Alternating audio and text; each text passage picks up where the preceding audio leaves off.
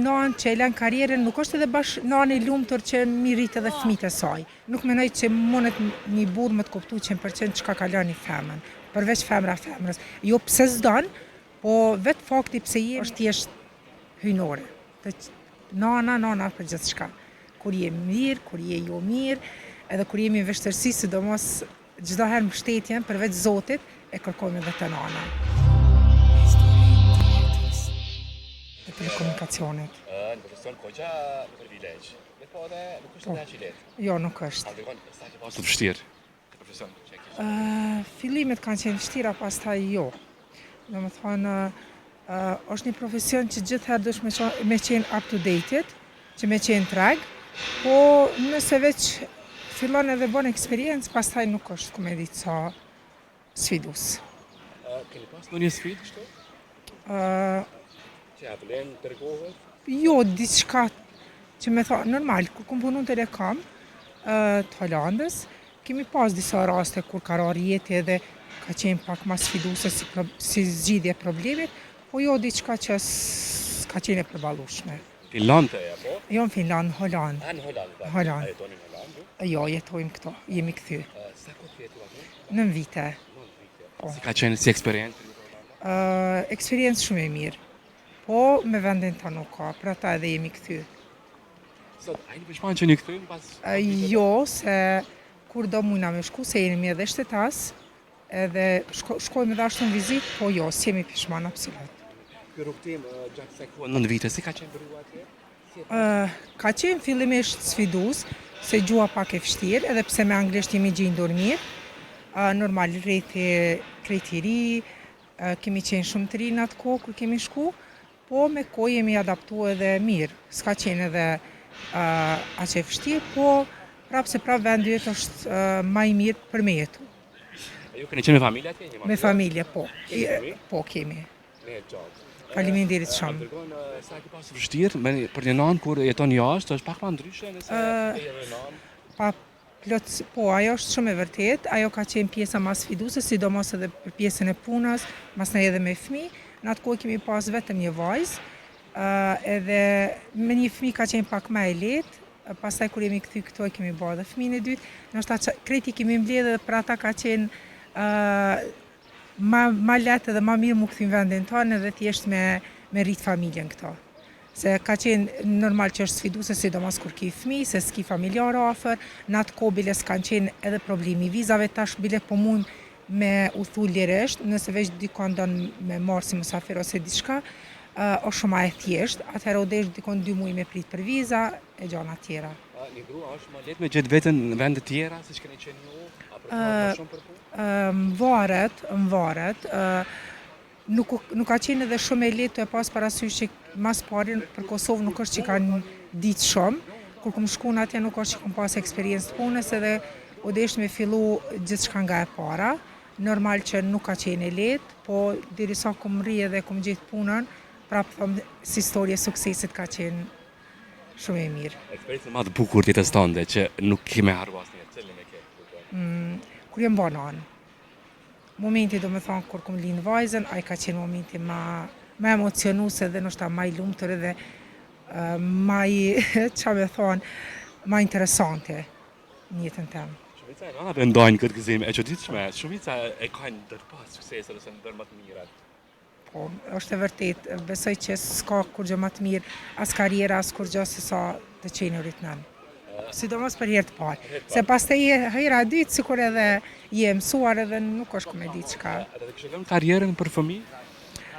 Realisht me lanë karrierën. Unë gjithherë prioriteti kom jep familjes. Nëse ka ardhur puna për shembull me zgjedh mes familjes edhe karrierës, gjithherë domethënë kom zgjedh familjen.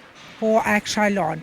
Po besoj që një nanë që e lën karrierën nuk është edhe bash nanë e lumtur që mi rrit edhe fëmijët e saj. Kështu që besoj që këto shkojnë paralelisht. Kështu që nëse kisha ardhur pyetja gjithçysh, atëherë patjetër që për fëmijën e kisha zgjedh. Po. Nëse veç ja vlem, po nuk është që ja vlem, po veç nëse isha ardhur patjetër me zgjedh njëra, po për ndryshe s'besoj që dikush e kish kërku prej mie këtë farë pune. A kupton, Do njëherë gratë në ato brengat kër i kanë prej burave, kanë kohë dhe më thënë, si e shekë këtë fenomen, shumica të grave, jo gjithë, do shta burat i kuptojnë. Kuptohen disa raste, por nuk menoj që mundet një burë më të kuptu 100% çka ka lënë një femën, përveç femrës. Jo pse s'dan, po vetë fakti pse jemi, unë nga njerë edhe me punën e barazisë gjinore, nga njerë thëm, po pse po bëhen gjithë këto ade manifestime, jo barazia gjinore, se na vetë naturalisht jemi ndryshe. Mundemi normal disa gjana mi bë win-win situatat, ade përfituesen të dy anët, po jo domosdoshmërisht disa gjana që i bën gruaja mundet edhe burri ose ana sjelltas. Kështu që kjo është pak a shumë ajo çka. Kermesa mund të jetë barabart, një grua si një burr. Po më varet tash për çka. Ade me specifika të ndryshme. Në mbas pari, për shembull, kur vjen puna një nanë që mundet më kujdes për fëmijën e saj, burri sado më ndihmon, edhe më ndihmon shumë, por prap nana është aty kur është një diçka më sfiduese për fëmijën ose e tillë diçka. A s'do me thotë që nëna është e shejtë? Është. Është. Ta përshkruaj me dy fjalë epitetin nën.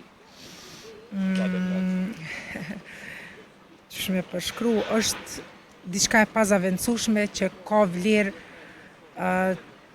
që s'ka vlerë që mënesh mja qitë që e meriton. Është thjesht hyjnore. Nana për gjithë shka. Kur je mirë, kur je jo mirë, edhe kur jemi në vështërsi, sidomos çdo herë mbështetjen përveç Zotit e kërkojmë edhe te nana. Sa vlerësohet përgjithësinë e nanës sot? Sa vlerësohet? Po mendon prej fëmijëve apo prej partnerit? Apo prej shoqënisë përgjithësi? Më thon drejtën, po flas tash për Kosovë, edhe për jashtë mundë me jap një, po normal këto e di edhe më mirë se edhe jem rritë këtë vend.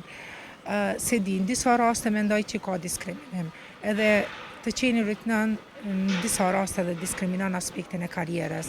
Në momentin, për shembull, në për institucione, qoftë private edhe publike, në momentin që një nanë ngelesh zonë, ajo automatikisht është e rrezikuar për me humbë vendin e punës. Gjatë që kjo është shteti do të thonë do të më marrë, se na shohim ndër vite, edhe regjistrimi i popullsisë tregon, ndër vite do të thonë ka rënë nataliteti. Edhe shteti duhet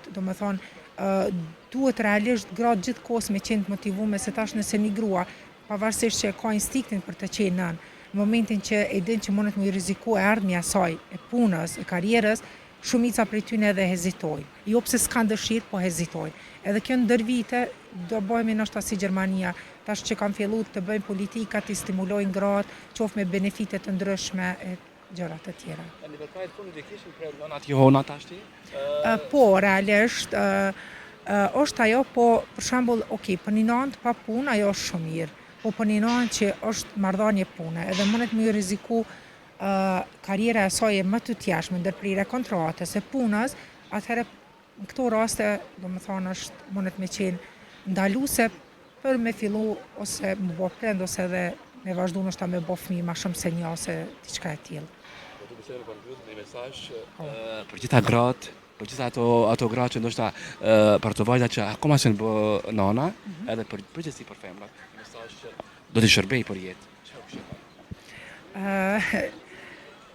Secila do më thonë niset prej asaj çka realisht si ka punë familje, po kur mos të harron që çdo fëmijë që vjen këtë botë sjell edhe begati. Kështu që sado që mundet me qenë sfiduese dhe ndaluese se me rrit një fëmijë është beg i vështirë, po flas edhe për eksperiencës, jo të gjithë fëmijët ndoshta janë njëjtë, po prap është shumë sfiduese, është punë 24 orë, derisa na e bëjmë një punë tetore dhe shkojmë shpejt dhe mos mendojmë për atë punë, për fëmijë do të mendosh gjithë jetën.